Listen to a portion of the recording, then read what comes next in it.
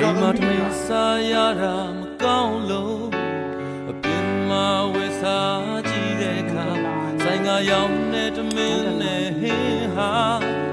မင်းချက်တဲ့ဟင်းလောင်မကောင်းဘူး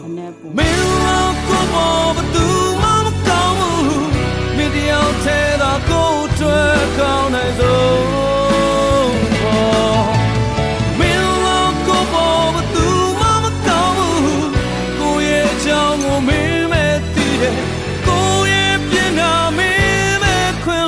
သူရှိ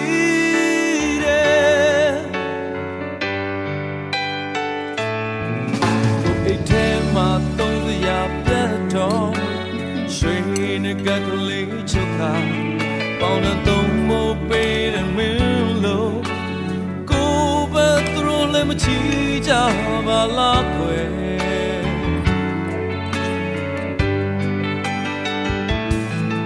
နေထိုင်မကောင်းလို့အိပ်ရ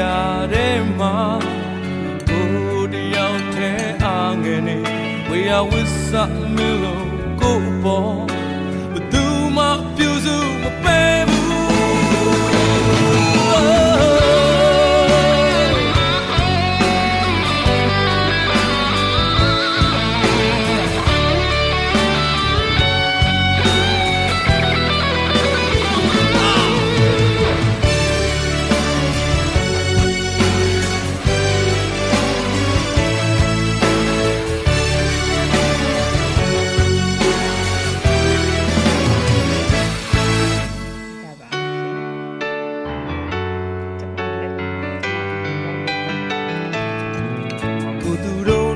ဆက်ဆံကြည့်မှာ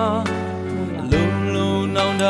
ရလာတဲ့ဘာမဟုတ်တဲ့ပြဿနာမျိုးမှာမင်းလောက်သဘောထားမချီကြပါလားခွဲ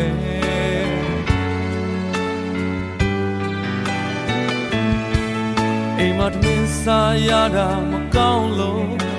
အပြင်မှာဝယ်စားကြည့်တဲ့အခါဆိုင်ကရောင်းတဲ့တမင်နဲ့ဟင်းဟာမင်းချက်တဲ့ဟင်းလောင်မကောင်းဘူး